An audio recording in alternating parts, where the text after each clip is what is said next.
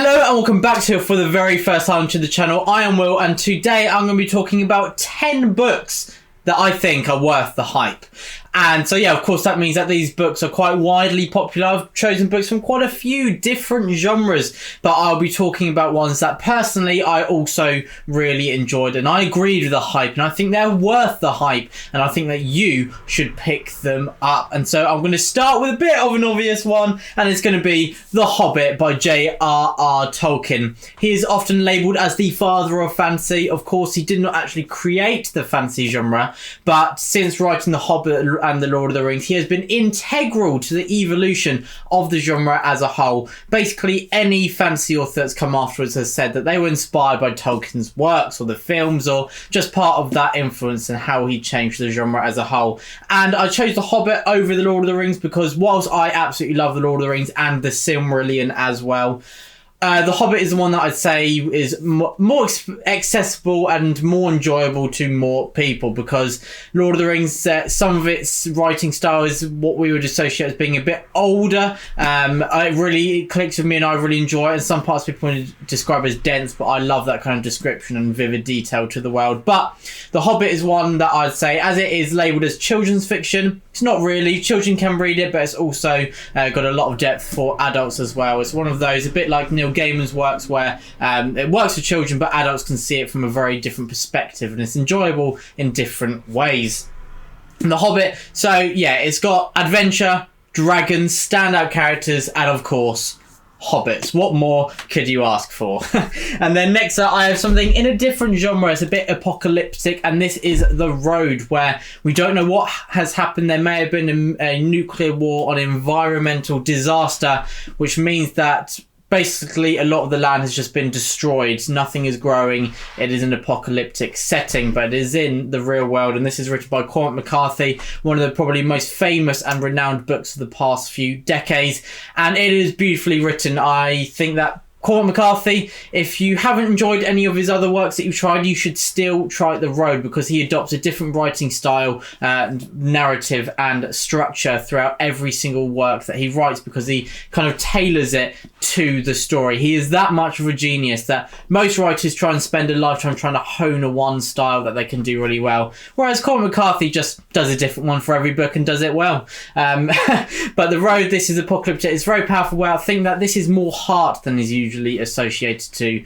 Cormac McCarthy, because at the core of the story is a relationship between a father and son. So whilst there's perhaps a grander theme of deconstructing the idea of manifest destiny as this father and son journey into the West for survival, you've got this relationship at the core of it, which is so powerful, so moving and engaging. And Cormac McCarthy actually wrote it for his son because this story is a bit of part of the didactic message, I guess, is what a father, what a parent would do for their child. And there are some very, very tense scenes. It is pretty brutal at times, but it's quite stripped back, very accessible and very easy to read. And so yeah, I love The Road and it is worth the hype. So next up I have one of the most famous fantasy series out there, and it is right behind me. It is Realm of the Eldlings. I'll just take this out, and the original Farseer trilogy. So are you a character driven reader? If so, this is the series for you. It's got, as I said, it's very character driven, very intricate plot and standout characters, incredible dialogue and dynamics between our cast. And as if that wasn't enough, we've got animal companions who are absolutely awesome. Night Eyes is one of the greatest animal companions of all time, and nobody's going to change my opinion on that. He is just absolutely fantastic, and the relationship that he crafts with the characters who are linked to Night Eyes, I won't say because there's spoilers, is absolutely brilliant. And this is a story, it is slower paced, but I'd say very rewarding. So some people may think it's a bit too slow and it may not click with them, but in my opinion it totally is worth the hype. This is one of the most famous fantasy series out there, and for a reason, because if you become attached to these characters, you are going to become properly attached and you are going to absolutely adore them. And when the trials and tribulations and tragedies are thrown at them, which they are aplenty, then you are going to feel them in your heart. It is going to make you feel pain that is visceral. This is a series that, yeah, it causes a lot of heartbreak and evokes a lot of emotion. That is what Robin Hobb is fantastic at. Her craft as a writer really shines through the pages in what is lyrical prose. And so yeah, I love the Fasted trilogy and I love the Realm of the Elderlings, and it is worth the hype. Next up, I have some historical fiction, and that is The Warlord Chronicles by Bernard Cornwell, my favourite historical fiction series. And so this is Arthurian legend, but taking us back to the Dark Ages, the early medieval period, where if Arthur did exist, it's most likely he existed then. And the Winter King, I'd say the first 60, 70 pages, they're a bit slow. I enjoyed them, but they're a bit slow. And then the next 700 pages for the rest of this book and book 2, which is Enemy of God, and book 3, which is Excalibur, are just peak literature. They're just peak books, and every single word is just immersive, engages you, creates characters that you absolutely adore or who you love to hate. I mean, Lancelot, I hate that man so much when you're reading this series. And so yeah, that kind of links to the what my next point is, which is that Bernard Cornwell takes what we love about the Arthurian legend, but he subverts it enough that it's still fresh and engaging and new, which obviously when a story as famous as the Arthurian legend is just regurgitated again and again, I enjoy them, but it can get a bit boring at times, or it doesn't, you don't love it because you kind of heard the story but in a slightly different way before. But this is very different, but it still keeps at the core what we love, that kind of link between the relationship between heroism and tragedy coexisting and intertwining throughout this entire trilogy, with a cast of characters at the core. It's character driven. I'm a character driven reader, and as I mentioned earlier, quite a few of these books are character driven books, and that's why I love them. And yeah, this is no exception to that rule, and I absolutely love this historical fiction, but that does feel a bit fantastical at times. It is historical fiction, but so if you are a fantasy reader, this is definitely a series for you. And it was absolutely awesome to see a lot of the booktubers trying out the Warlord Chronicles in 2022. And so yeah, that is some historical fiction. But now I'm going to return to possibly one of the top 3 most known fantasy series of all time, and that is a Game of Thrones. So yes, it's not finished.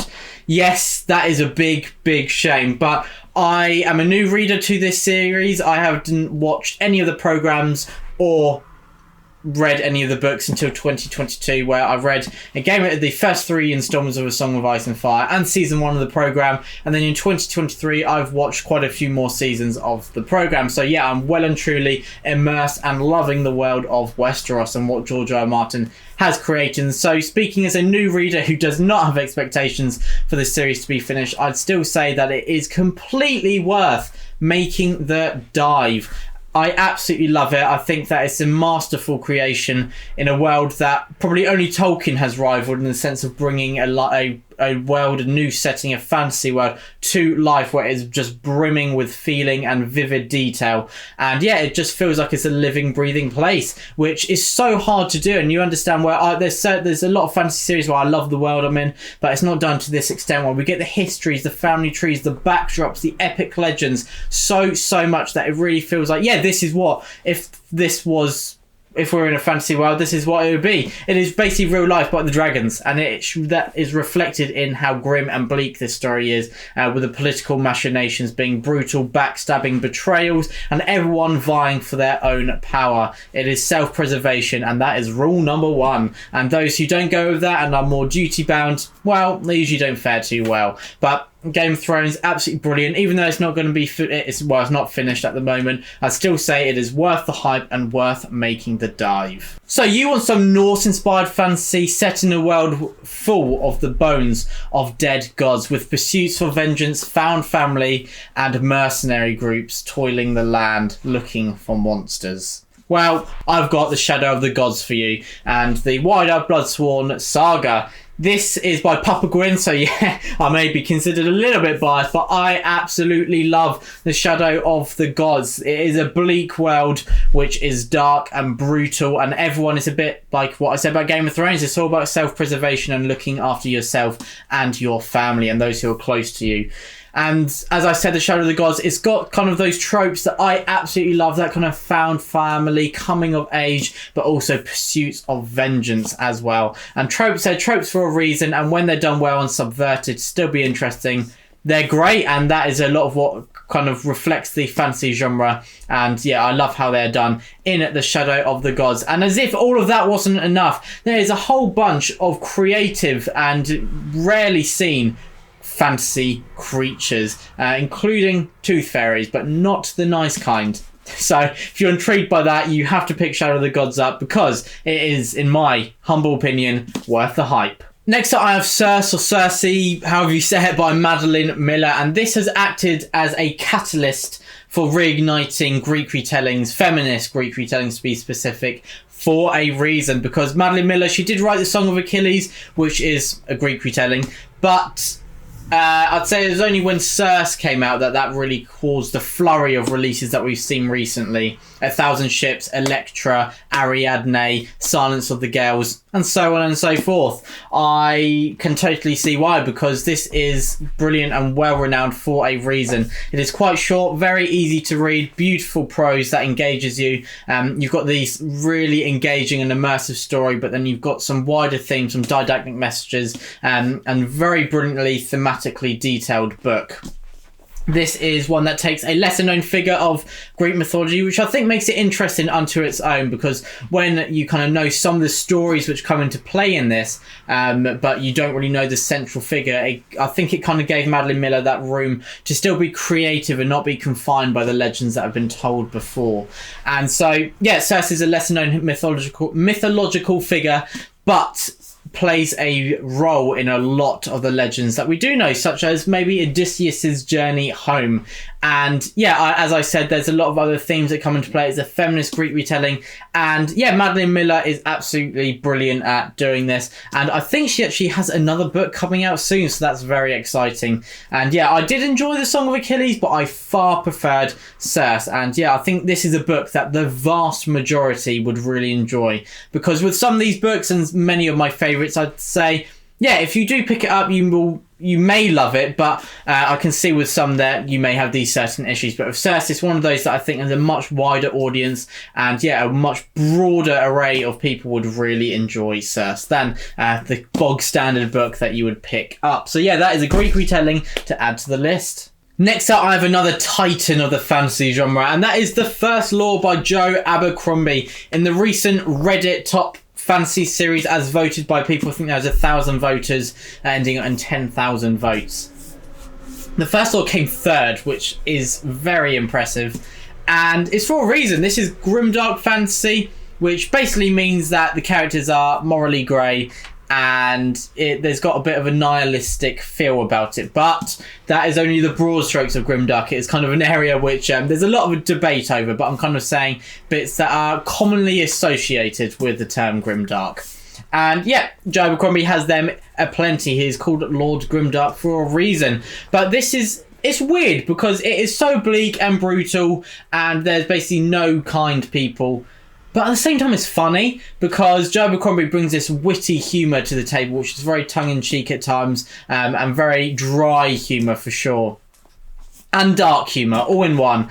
In a story where you feel actually guilty for laughing, but you can't stop yourself. And yeah, because this is a story that is got very compelling characters, but the situations they put themselves in and the frustration with themselves, and you kind of see how the narrative is forming. It's just got a humorous edge to it. And I think without that, it would be a bit too dark. And so, yeah, it's a great balance where you still feel kind of this weight of dread as, you know, everything's just going to fall apart because none of these characters are morally... don't really have a conscience at times, but still, you love to follow that journey, and these are some of the greatest characters of all time. I'd say The First Law, maybe rivaled by only one or two other series, has the greatest cast as a whole. Logan, Nine Fingers, Jezal, Glocta, Bayaz, Pharaoh, West, absolutely incredible. Every single one of them would be up there with my favourite characters of all time. We've got someone who's considered a barbarian from up north, and he's kind of running away, but he's a feared, infamous warrior, and that is Logan. And then we have Glocta, who he used to be the hero of the army, the dashing, kind of cocky hero, but he's been captured by the enemy, or he was in the past, and tortured, and now he is a crippled torturer. And then we've got Jezal, who is a young soldier, and yeah, he's an egomaniac. And so yeah, you partner them together with a crazy magician who you don't know if he is really a magician or if he's just a fake, but you definitely do find out. And yeah, them together plus a whole array of other characters, so engaging, so compelling, and just so entertaining to follow this story. And it's absolutely brilliant how it takes a lot of those fantasy tropes and subverts them so much that they're almost unrecognizable. So yeah, plenty of reasons to read The First Lord. I'm not sure if it's out yet. If not, it will be in a few weeks' time, where myself and my brother Ed over in the Brothers Gwyn have asked a few booktubers to do a collaboration video on why you should read The First Law. And so yeah, do keep your eye out for that if it's not out already. And so yeah, that is The First Law. And next up I have some sci-fi, where it's called sci-fantasy. And that is Red Rising by Pierce Brown. I've only read the original trilogy, but I've absolutely loved it. Book 1 is basically, in my opinion, a better Hunger Games. But I'd say it's the weakest of the trilogy, because beyond that, Golden Sun and Morning Star take what was really great about Red Rising, the breakneck fast pace, which is just absolutely crazy and manic, filled with brilliant dynamics and dialogue between characters, but it then adds a whole dose of political machinations and a grander, far more epic scope to the trilogy, well, the original trilogy and the grander series as a whole. And I absolutely love it. The ending and kind of the climactic scenes in Golden Sun are amongst the best endings to a book that I've ever read. And Pierce Brown, he is not afraid to take away characters who you love. You feel scared for them, you're worried the entire time, and it is rare that an author can make you feel that kind of stress as you're reading. And it's weird to say that, yeah, I like a stressful read, because that shows how immersed and engaged and in the story you are, and I'm far from the only one who feels like that with Red Rising. So if you enjoyed Red Rising book 1 but didn't love it, I definitely recommend pushing on, because book 2 could be where you fall in love with this series. And yeah, I really enjoyed Red Rising, but I absolutely adored Golden Sun, which is book 2, and then book 3, Morning Star, and they kind of encompass the original Red Rising trilogy, but then there's more books after that. So if you're enjoying it, well, you've got more. That's the cherry on top. And so yeah, that is Red Rising, another series which is worth the hype in my opinion. And then now for the final book that I'm going to say is worth the hype in my opinion is The Outsiders by S.E. Hinton. It is great to see Mike Book Reviews reading this recently and seeing some people chat about it, because on the little niche in booktube that I engage with, don't really hear it talked about, and so it's great to see that this is story. It's crazy that the author was a teenager herself as she wrote this, because it is infused with evocative detail that really just brings out a whole roller coaster of emotions and a cast of characters who feel so real. I feel like I could just walk through that page and know these characters. And there has been a film of The Outsiders that has Tom Cruise and a whole cast of very famous actors in it, and it's a great film. But yeah, I love the book and the film, and they're very true to each other, but the book obviously has a bit more detail on the characters because there's a bit more time. But yeah, you kind of got at the core of this story someone who their parents aren't around and their oldest brother is kind of looking after them and raising them, but there's kind of a strained relationship between the two. But the grander part is there is this kind of social divide between the Socias and I forgot who the other group are called, but basically there's the kind of richer boys of town and the Greasers. The Socias are the richer boys and the Greasers are the ones who are a bit poorer. And there is a huge social divide and conflict between these two groups, which is kind of institutionalized, and these people are kind of brought into the mix. And yeah, I won't say any more because it's a spoiler. I imagine most people have read it already, but if you haven't, I won't spoil it, but I highly recommend reading it. It's a book that has made me cry, makes me laugh, and a whole host of other things in between. And yeah, it is a brilliant book and just genius. I wish I could write like that. And yeah, I imagine most authors wish that they could as well, especially at that age. And so yeah, there we go. They are 10 books that I think are worth the hype. Let me know what you think. Have you read any of these books? Were they worth the hype in your opinion? And what other series would you say are totally worth the hype? Because I often find it a bit worrying going into a book or series that is so widely praised that I don't want to go in with expectations that are too high, because often when I do that, the book then is still good, but it doesn't reach those expectations, which makes it feel far more disappointing. So I try to temper myself and say, look, just because so many people love it, doesn't mean that I will. But with these books, I absolutely love them. They did reach the hype for me, and yeah, I hope that you do pick them up and give them a chance. So yeah, as I said, let me know if you've read any of these. Let me know what books you think are worth the hype that you've read. And everyone, thank you so much for watching as always, and stay safe.